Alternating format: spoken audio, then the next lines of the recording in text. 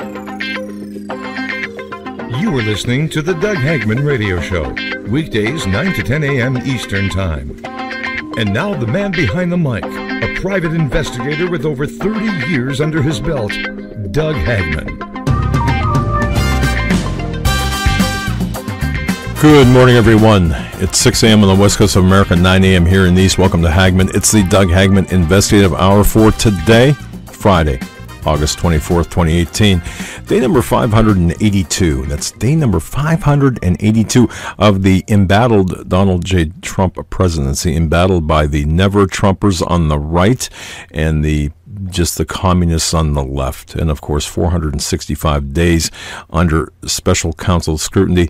465 days, countless millions of dollars, not a scintilla of evidence with respect to Russian collusion. But then, what do you expect? This is not about Russian collusion. This is about payback. This is about taking down the president. We have a crisis of confidence right now. It's taking place inside America.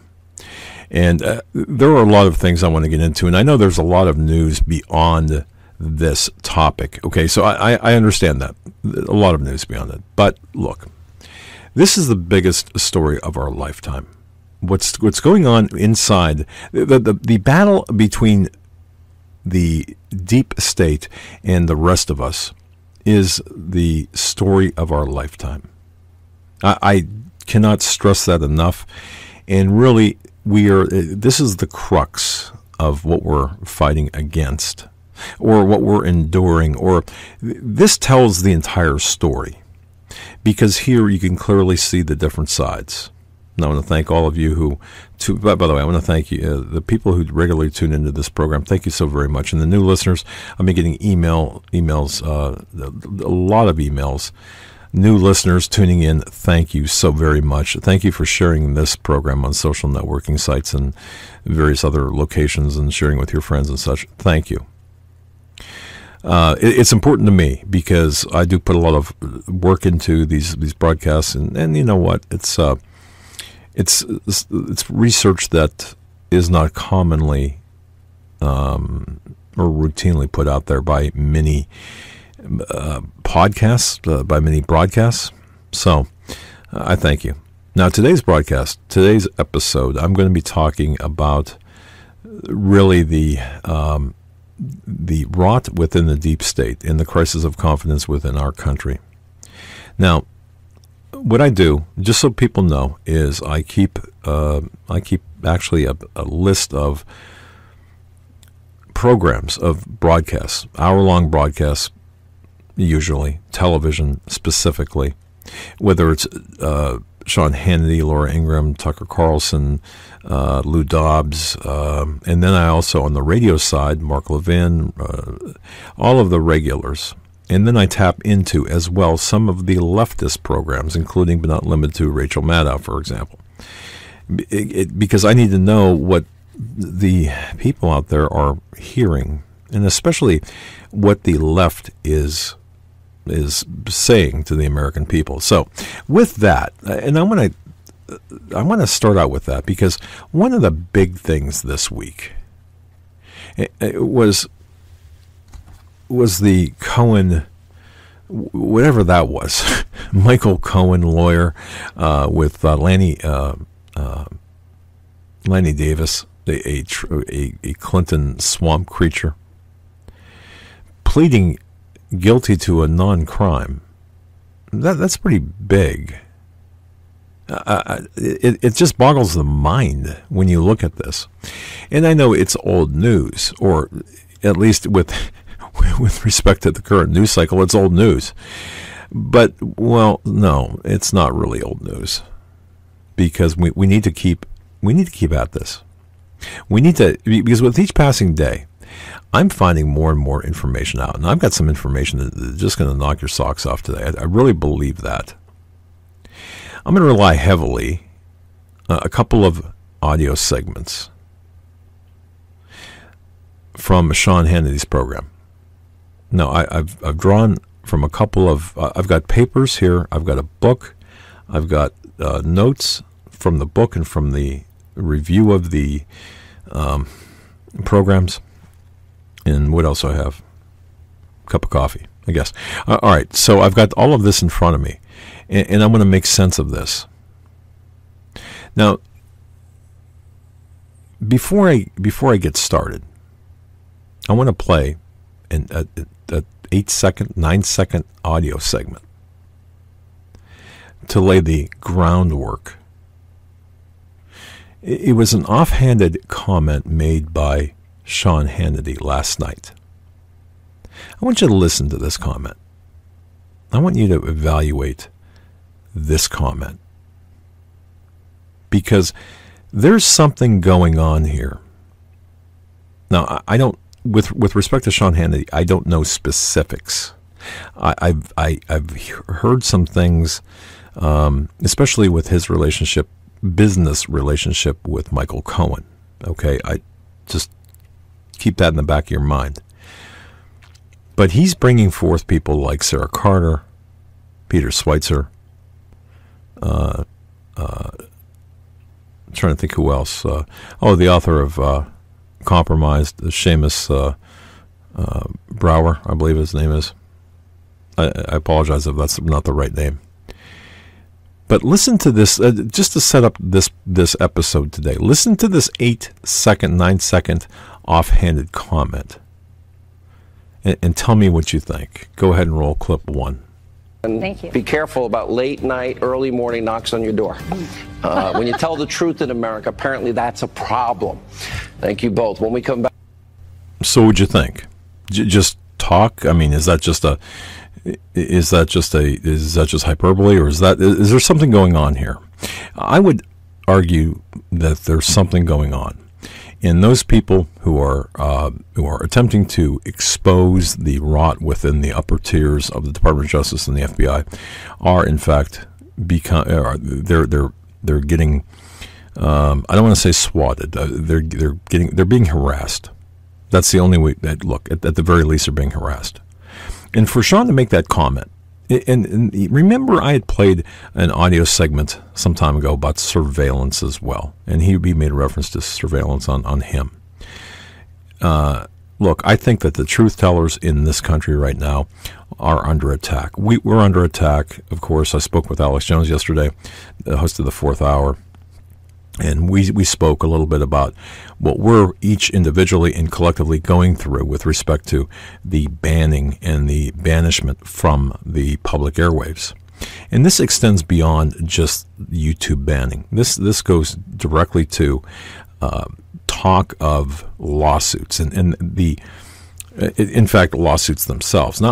We're talking, and the also criminal investigation, because it's easy for someone to contact the FBI and say, you see, Alex Jones and Roger Stone, there's criminal collusion there. Stone being at one time integral, or not integral, but one time part of the Donald Trump campaign, at least at an advisory capacity.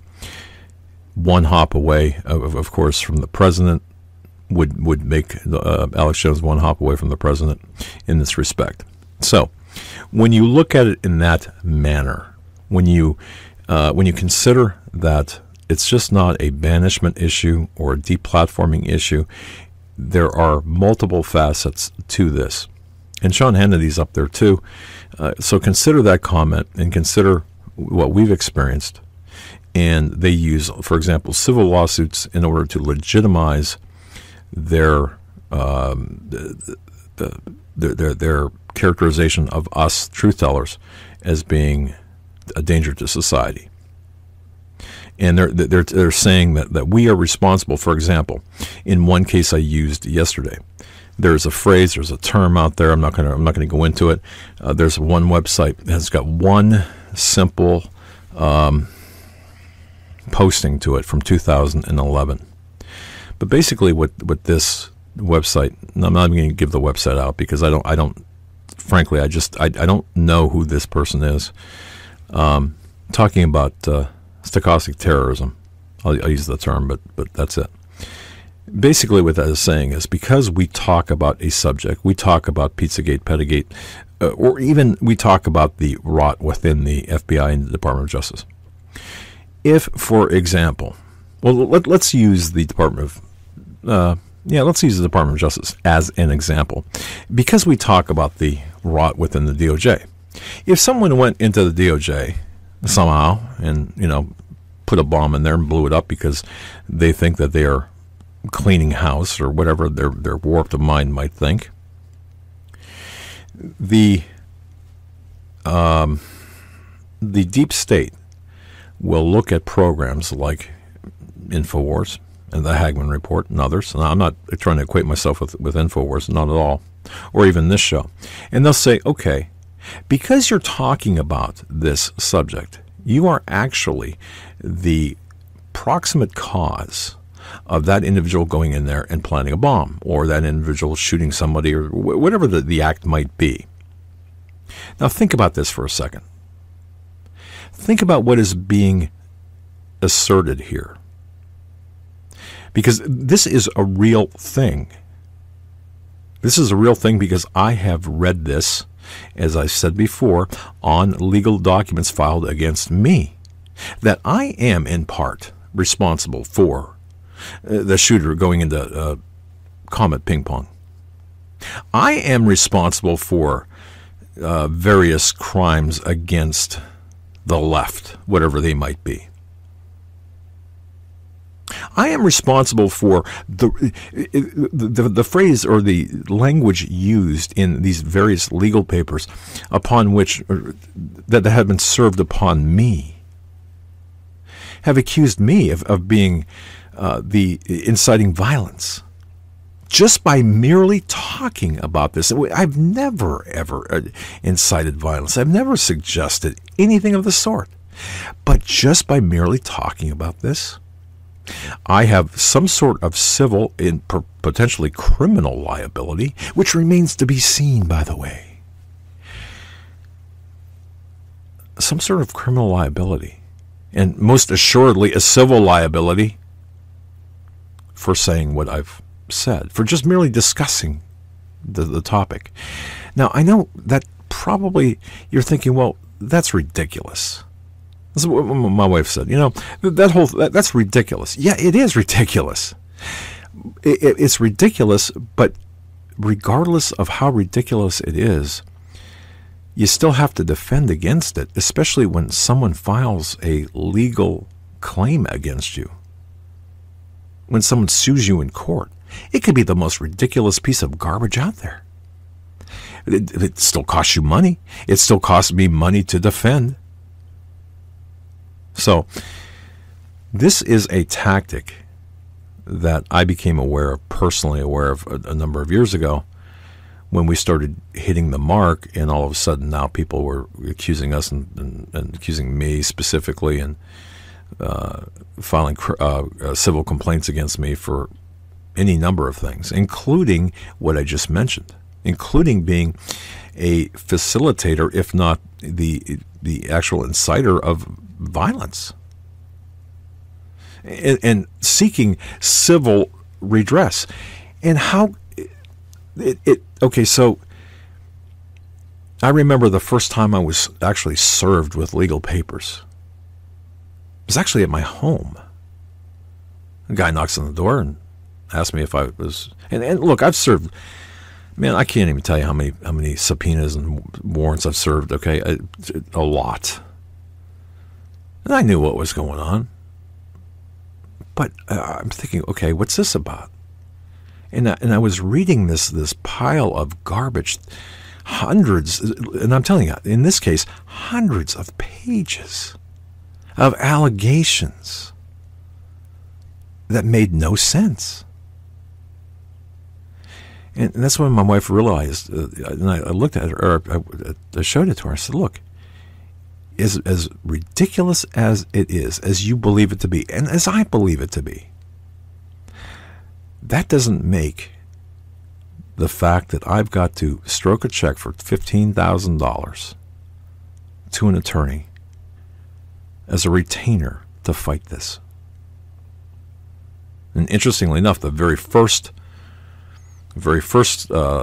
civil case that was served, I'm still fighting that in federal court, and I'm over $50,000 out of my pocket down out of my pocket. Why do I say this? Is it to draw attention to me? No. It's to draw attention to the entire issue. So when you, this came, by the way, this was one of the issues too. When we had open phone lines the other night, I think it was Tuesday night, and I get a call. We get that call from a gentleman. I know exactly who this guy is, and frankly, I know a lot more than believe me, I know. And I well, I'll just stop there. But the fact is this: there are one of the issues was we were live on Periscope, okay, and the chat room has been really a bane, really a problem for us. The fact that we don't have a chat room anymore, associated with our video stuff. Okay, well, now, we got a chat room back, right? Because it's defaulted with Periscope. And no matter what I tell people, no matter how I say this, look, the legal actions against me also include those. They are looking for people who are in support of us. When I say in support of us, I'm not talking about monetary support. No, I'm not talking about that. I'm talking about people who act as spokespersons for us or on behalf of us. And as twisted as this might be, now just hang on a second here.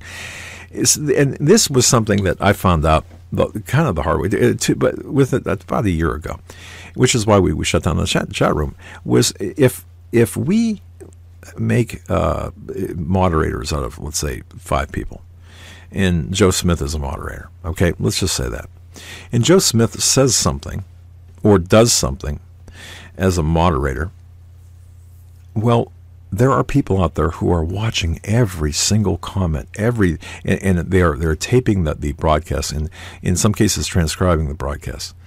Why? For the reason of saying, okay, Joe Smith, look at what Joe Smith did on behalf of Doug Hagmann, and perhaps at the direction of Doug Hagmann, but we have to have discovery to prove or to see what the relationship is. So that makes Joe Smith vulnerable to lawsuits, as crazy as that sounds. Now, do you think, now let me ask you a question. If you're Joe Smith out there just volunteering to help, good intentioned, how excited are you going to be when you get a subpoena to testify? How excited are you going to be? Are you going to be happy? No, of course not. And you're going to be looking at us and saying, hey, what's this about and what do I do about it? But see, there are people out there pushing us to do certain things. And these people do not have our best interests at heart. And in some cases, there are people who do have, they're just genuinely good people, but they don't understand the playing field. So we're trying to protect the people out there who really are genuinely good people who are trying to help us. And that was the chat room business. And I know you might think that has nothing to do with anything, but it has everything to do with this, because the playing field has been expanded. All right? So getting back to what Sean Hannity had alluded to there, be careful. The late night, early morning knocks on your door. Or, in fact, no knocks. Just bang. Is there something we need to know here? And I think there is, not necessarily related to Sean Hannity, although I think Sean has been tipped off by a number of people very close to the white hats and saying, you know what, man, it's coming. And just like we have, it's coming. You keep doing what you're doing and poking the bear, it's coming. Now, I, for one, am not going to back down, and I'm sure Mr. Hannity is not going to back down either. And again, I don't have any specific knowledge except this feeling in my gut that he was told something. If you just heard that statement, I'm sure he was told something or maybe even experienced something, but the bottom line is this. This is a war for all the marbles. And we have, in this country right now, we have a crisis of confidence. Because we have a crisis of confidence because of the special counsel, Robert Mueller, and because of the inaction of Jeff Sessions. Now, to the people who believe in Q, look, I follow the QAnon phenomena. I follow that with interest. That's all I'm going to say. I follow. I have an open mind. I like the fact that this gets people looking and researching and such. But I also think when I'm told to trust someone like Trust Sessions, I'm looking at this and saying, okay, well, I know that it takes a long time to create a case, and I'm not waffling or backtracking here. But at some point, you cannot let the enemy gain any more ground, all right? Because it's harder to fight, using a football metaphor or football analogy. It's harder to fight from your own 1 yard line, trying to advance the ball out, than it is from, we'll say, the 50-yard line, or even your own 40-yard line, or your own 20-yard line. But when you're at the 1 yard line, which I kind of think that we're at right now, it's very difficult to really advance the ball forward and to fight your way out of that. It can be done. Yeah, it's risky, but we should never let it get to that point. And that's all I'm saying. Which brings me to the, well, you know what? I've got a number of Hannity clips, but before I get on with that, you know, I just want to take you back here, because the crisis of confidence really began with the first day, with the inaugural. I mean, the first day that Donald Trump, or with election day of 2016. But remember back January 2017, the inauguration of Donald Trump. You had Obama's national security advisor and one of his closest confidants, Susan Rice, sending a classified email documenting the meeting that she attended a couple of weeks prior. That meeting was between her, Obama, Biden, Comey, and Sally Yates. Remember that? It came after a separate briefing by the intelligence community leadership on Russian hacking. Now, there was a message that was sent minutes after Donald Trump was sworn in as the 45th president of the United States. And Rice, what did she send? Here's what she wrote. And this is in reference to a meeting on January 5th of 2017. Or 2017. Obama began the conversation by stressing his continued commitment to ensuring that every aspect of this issue is handled by the intelligence and law enforcement communities by the book. The president stressed that he is not asking about initiating or instructing anything from a law enforcement perspective. He reiterated that our law enforcement team needs to proceed as it normally would by the book.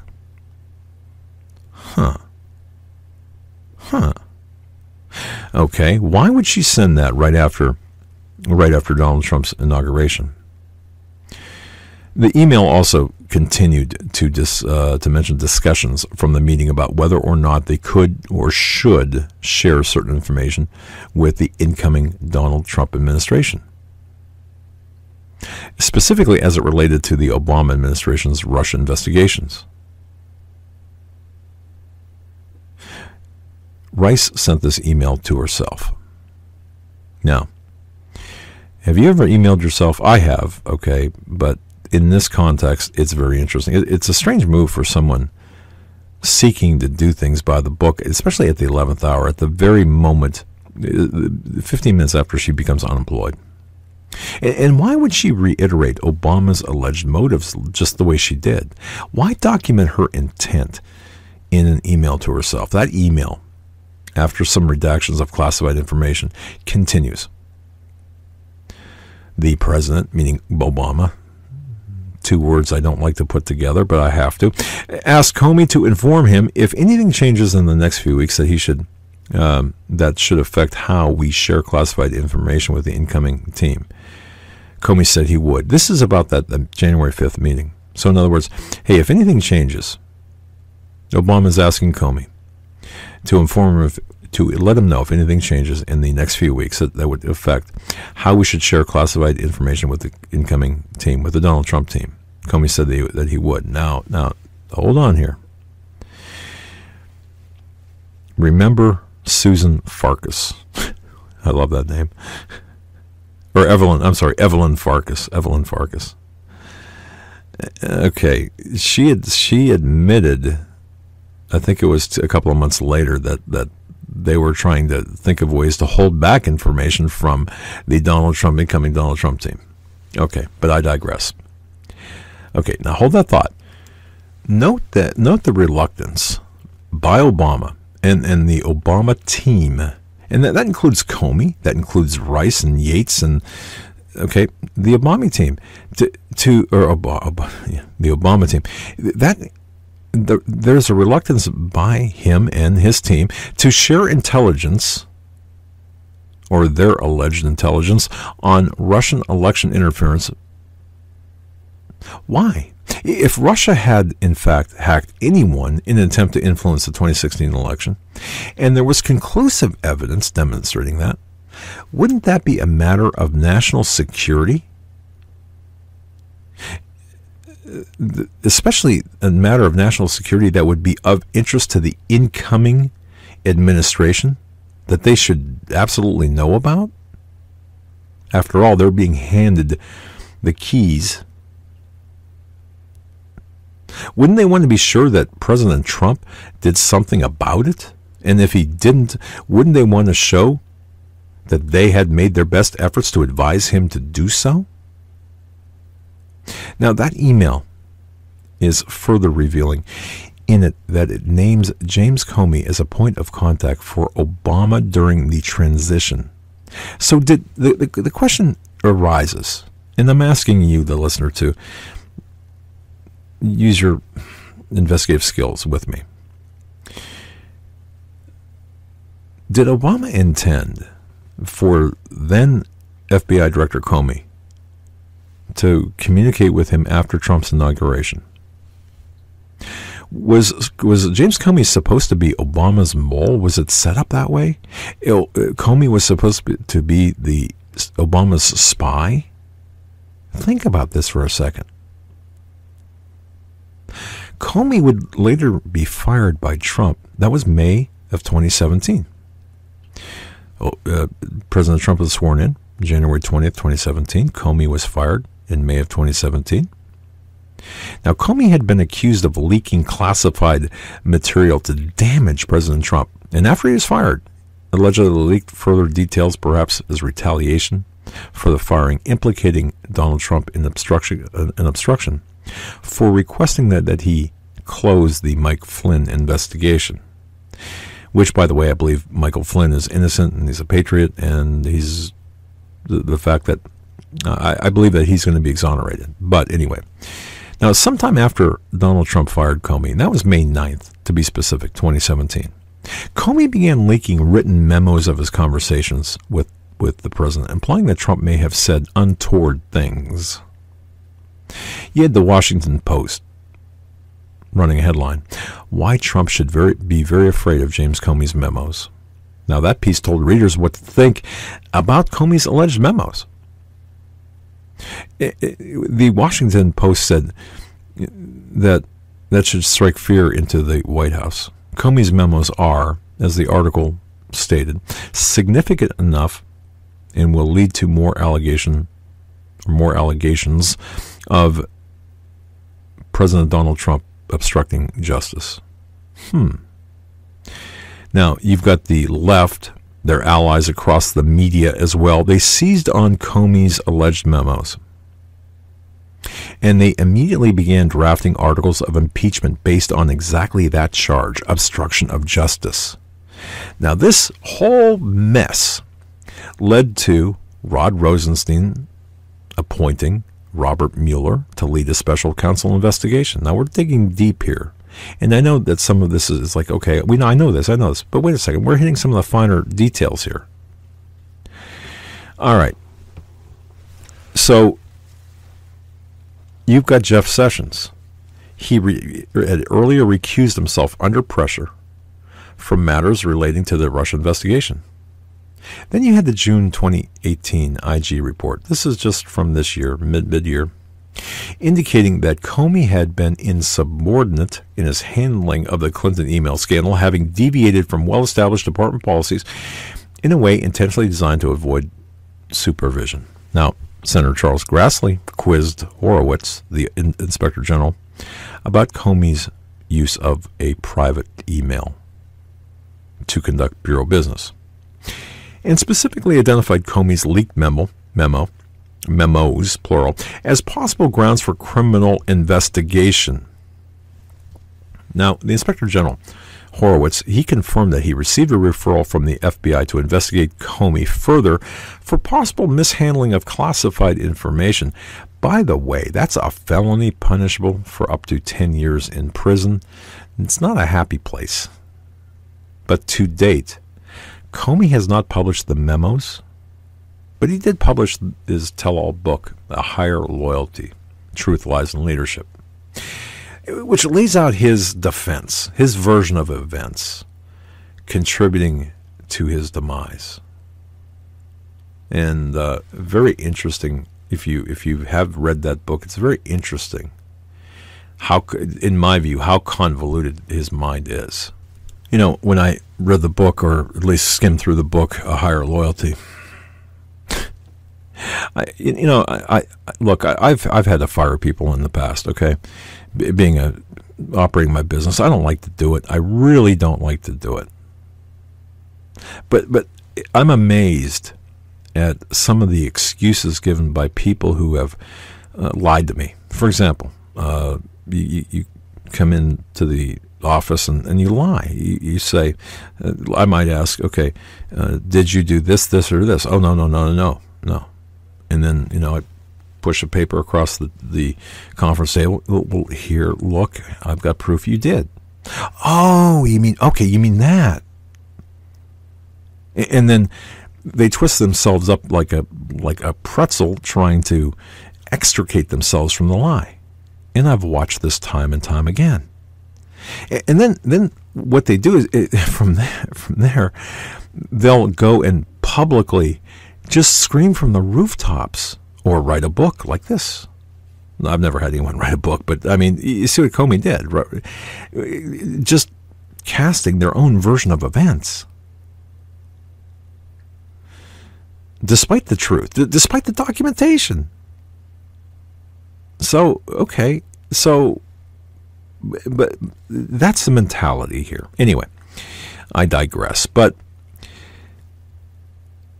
when you look at the book, Comey's book, because it does lay out his version of events contributing to his demise. He's got a very, very peculiar version of the truth, lies, and leadership. And I've got to say, I've witnessed this again here in my own business. But anyway, one example was Comey admitting that the reason he was comfortable announcing the reopening of the Clinton email investigation just 1 week before the November 2016 election was due to her strong showing in the polls. Really? Okay, just think about that for a second. You've got the FBI director admitting that the reason that he was okay with announcing the reopening of the Clinton email investigation just 1 week before the November 2016 election. Remember that? Was that it was due to her strong showing in the polls. This is the FBI director. Clinton and her colleagues and allies and friends and supporters excoriated Comey for that announcement. As much as any other factor, by the way, Clinton does blame that one specific incident on her loss. Comey's the redhead stepchild to everybody, basically.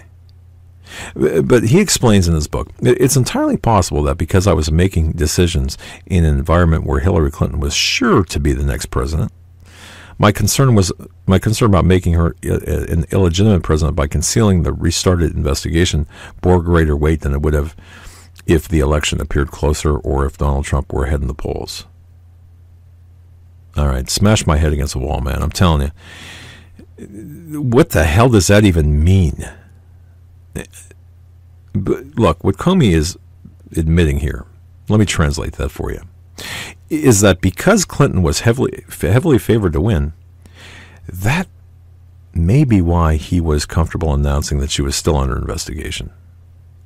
So is Comey implying that if Clinton weren't heavily favored, that he might have kept the investigation secret? If polls had been more accurate and shown that the race was too close to call, would Comey have covered up the Clinton email troubles better? Okay. It suggests just that, by the way. Comey's memoir seeks to justify his and his deputies' actions right through the election day. And his book contains mischaracterizations and petty personal attacks on President Trump.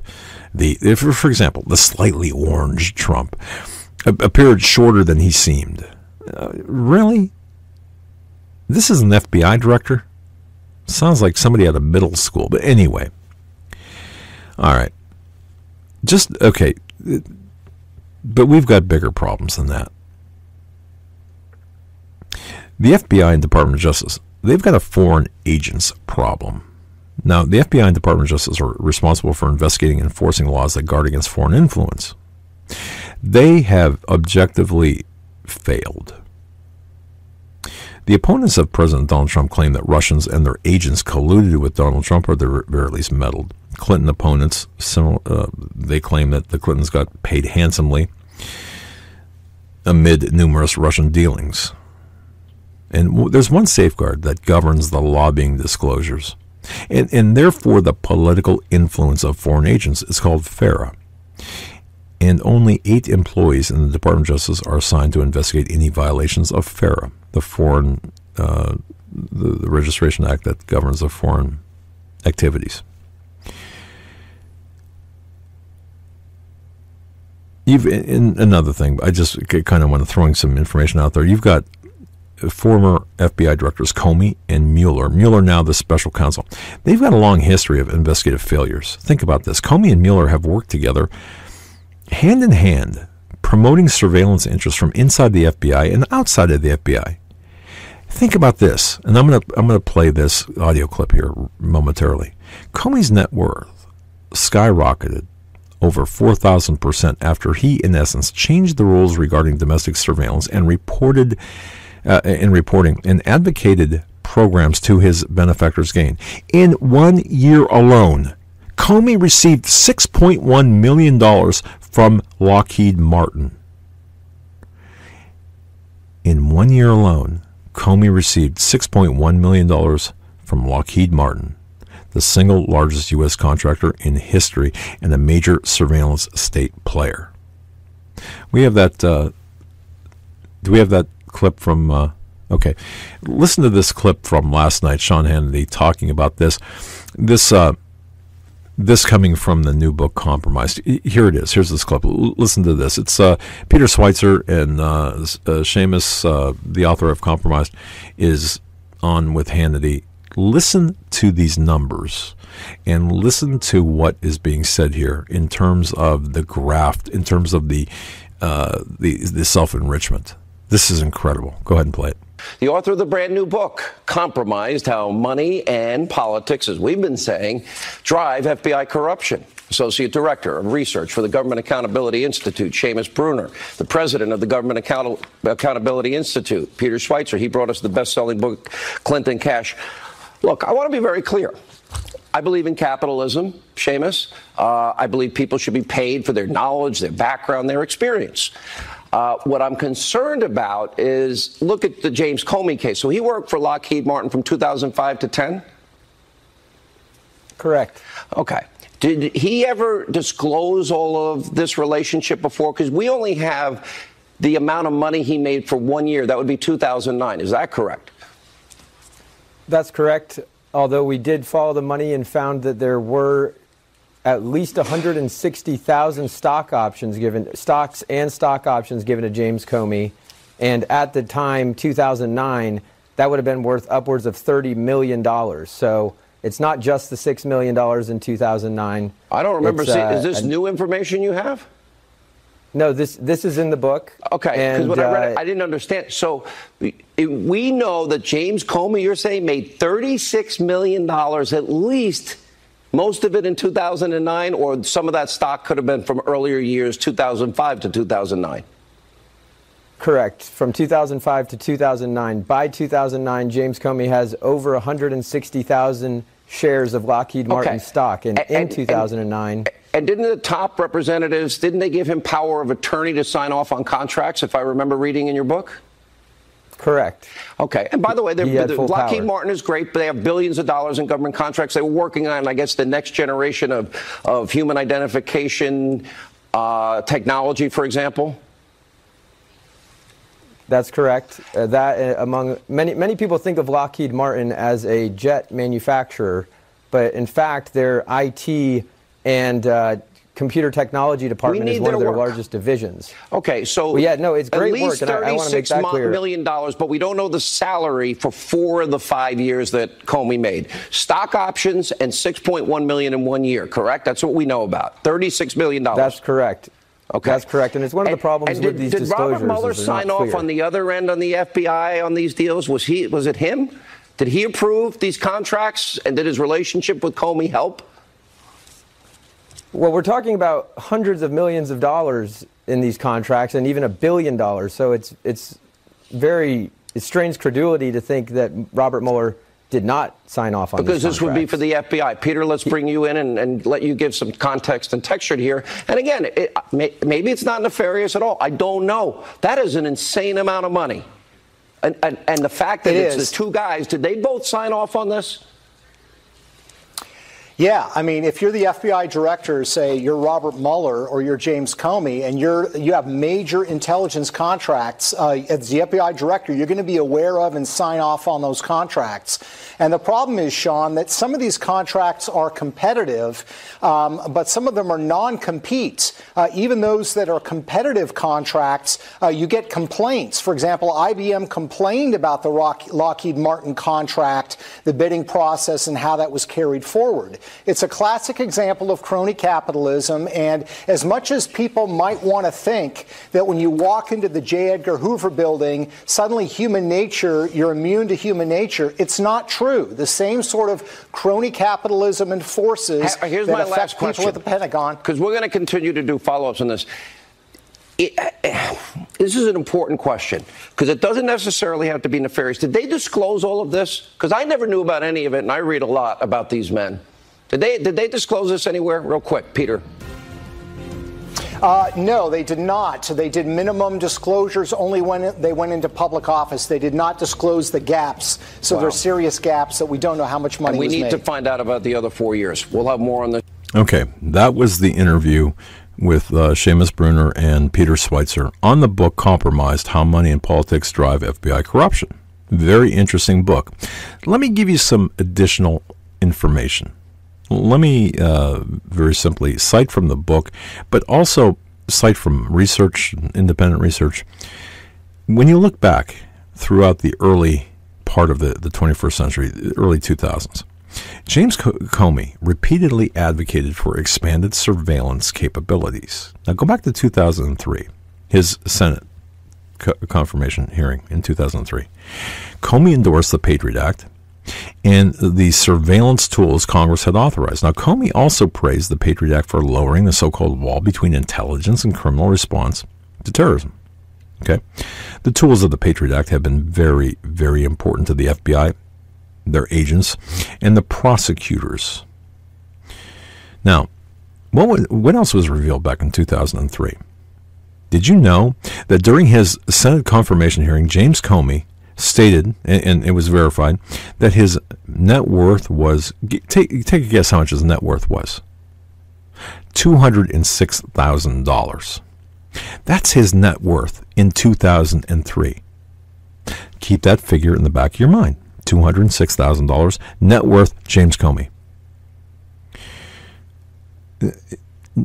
Okay, you have a house in suburban D.C. or wherever that might, in Virginia, and you've been paying on it for 25 years. Let me tell you something. Okay, that alone is $206,000 at minimum, and I'm being very conservative here, of course. Okay, so that's sunk in. 2003, he's being confirmed by the Senate for an FBI for his position at the FBI. Net worth $203,000 or $206,000 in 2003. Okay, in 2005, Comey left the Department of Justice to join Lockheed Martin as general counsel and senior vice president. Then he moved to Bridgewater Associates in 2010. When Obama appointed him FBI director in 2013, Comey had amassed well over $10 million in compensation from just two sources. Those two sources, Lockheed Martin and Bridgewater Associates. As it turned out, Lockheed is the single largest defense and surveillance contractor in the world, and Bridgewater is the single largest hedge fund in the world. Now, what does this mean? Well, all right. Let's quickly go to May 15th, 2007. It's 11 years ago. James Comey, as a private citizen, testified before the Senate Judiciary Committee about a dramatic encounter he had with the Bush White House in March of 2004. Now, in that hearing, Comey provided the first public account of an incident involving him, Mueller, and at the time, Attorney General Ashcroft, as well as other Bush White House legal advisors. It was on March 4th of 2004 when Ashcroft became deathly ill with a sudden case of pancreatitis, I think from gallstone. Anyway, it was on March 10th, 6 days later, that Comey learned that President Bush, Vice President Cheney, and their legal counselors were going to compel Ashcroft to reauthorize the controversial terrorist surveillance program. Remember those days? Now, just a few days before that, Comey, as Deputy Attorney General, the position Rod Rosenstein holds now, explained his concerns to those in the Bush White House and was alarmed that they were planning to proceed anyway without Ashcroft. Okay, there was an article written by at the Brookings Institute called "James Comey's Damning Testimony Sets the Scene for That Fate." For James Comey's, I'll get this right. The article, like if I could read my own writing here for crying out loud. The article reads, or the title of the article at the Brookings Institution is James Comey's Damning Testimony. In this article, it reads that it was the stuff of Hollywood movies, a frantic race between the White House and the DOJ officials to the hospital room of John Ashcroft, a dramatic showdown at the gravely ill man's bedside, in which the White House tried to get him to overrule Comey's decision not to reauthorize the National Security Agency's domestic surveillance program. Now, at the time, this might seem like, okay, what's going on here? And what does this have to do with anything that's going on today? Well, look back at the time. Comey was the number 2 guy at the Department of Justice under Ashcroft. Mueller was leading the FBI. So you had Mueller as the director of the FBI, Comey, number 2 guy, DOJ. Now, according to Comey's testimony in the media's portrayal of the story, Comey disagreed with aspects of the Bush administration's post-9/11 warrantless surveillance. Good. Okay. So when it came time for Attorney General Ashcroft to reauthorize the program's use, Comey staged a coup. He convinced Mueller and others within the FBI and Department of Justice to threaten to resign if their demands were not met. You hear the word Saturday Massacre tossed around when Nixon's Attorney General and Deputy both resigned after Nixon fired the special prosecutor back then. But anyway, as it turned out here, it would appear that the FBI directors used that threat of resignation to, the best way I could put it is to extort or to compel Bush into certain movements or positions to get their way. Mueller, Comey, they used the threat of resignations many times to get their own way. Now, if you look at the politics of this, the threat of resignation in the Department of Justice and FBI's leadership at that time, it would have been devastating to the Bush's 2000 re-election effort. So consider, regardless of the subject or the reason, just the mere threat to President Bush at that time that, hey, we're going to resign if you do this, this, or this. That's pretty serious, wouldn't you say? And at that time, Christopher Wray was one of Comey's and Mueller's cohorts and said, look, I don't know what's going on, but before you guys pull the ripcords, please give me a heads up so I can jump with you. That's Christopher Wray. That's the guy that's heading the FBI right now.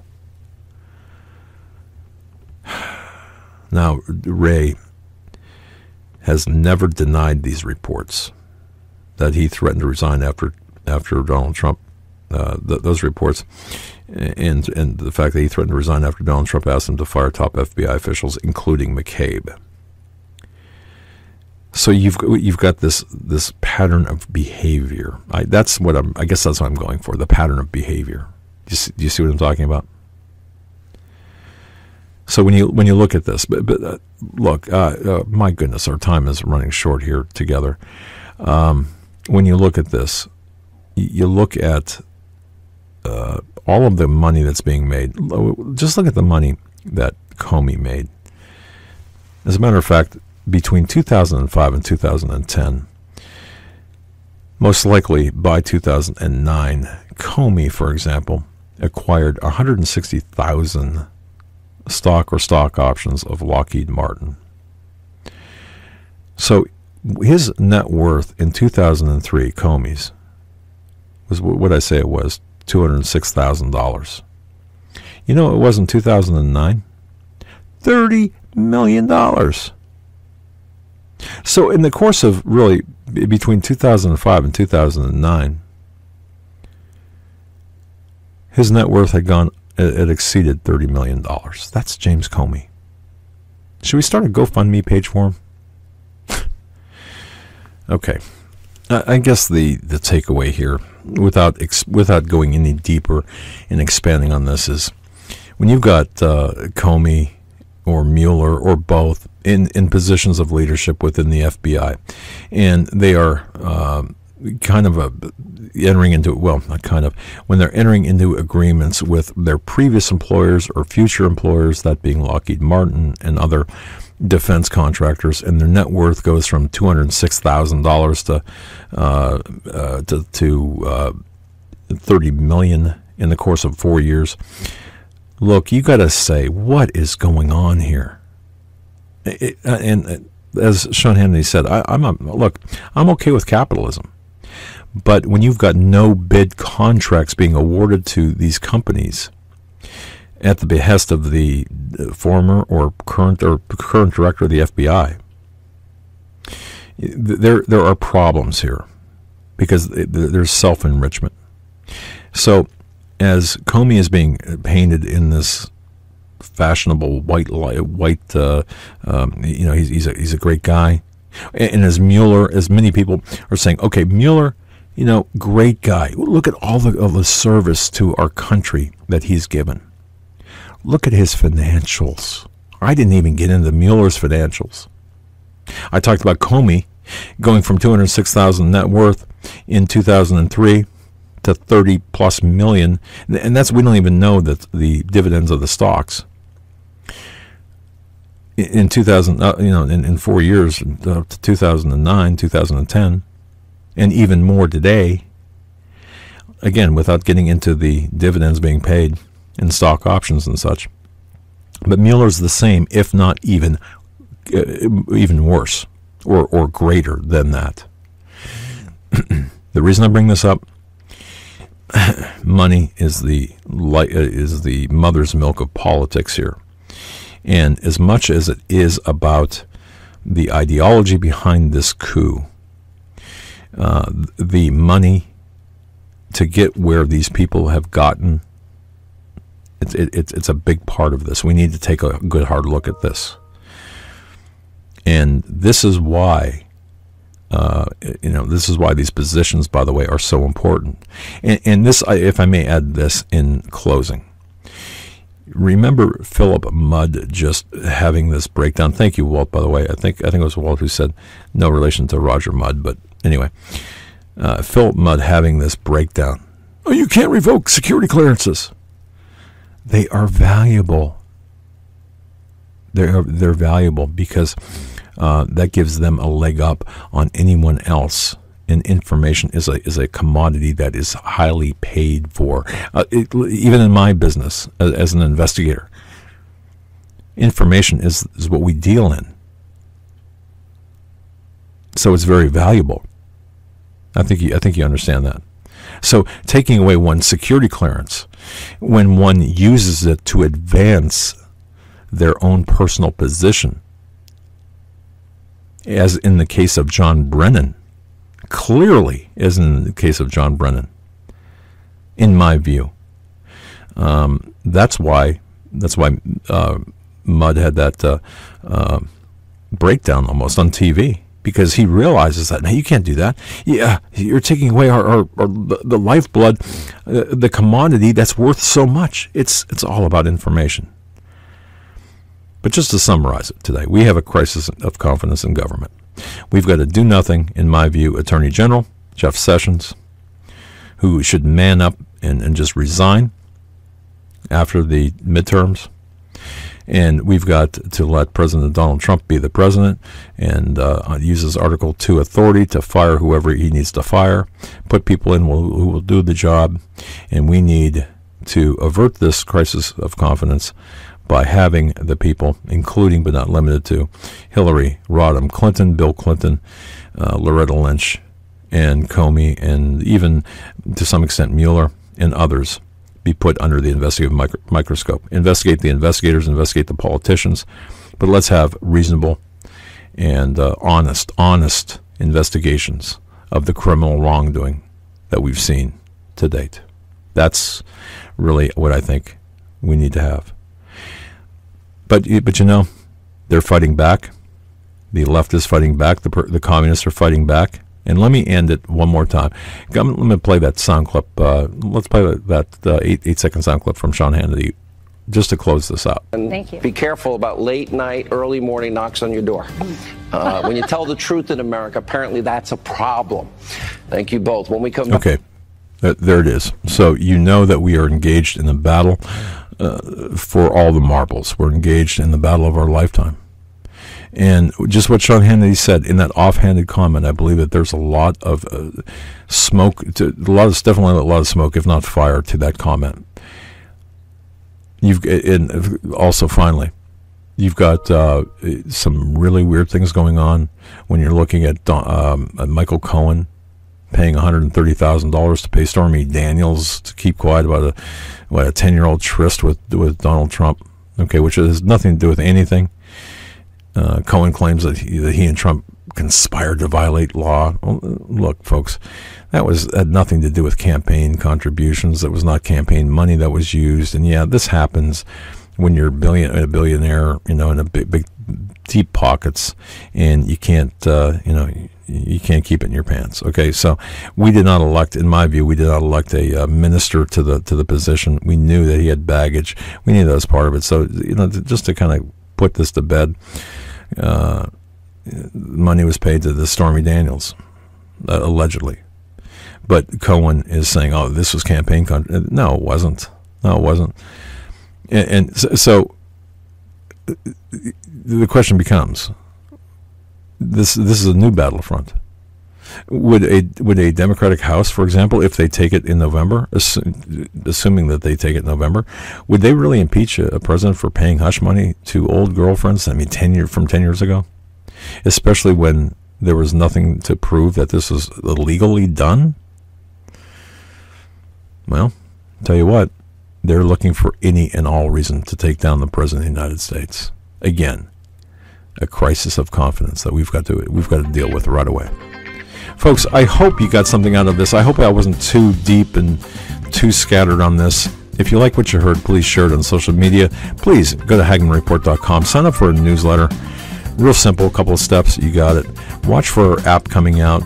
Eric the Tech is really working his butt off to do a lot of things. We are on, the Hagmann Report is on HagmannReport.com. You can get us there, video, audio, live every weeknight. We don't need to rely on YouTube. God bless.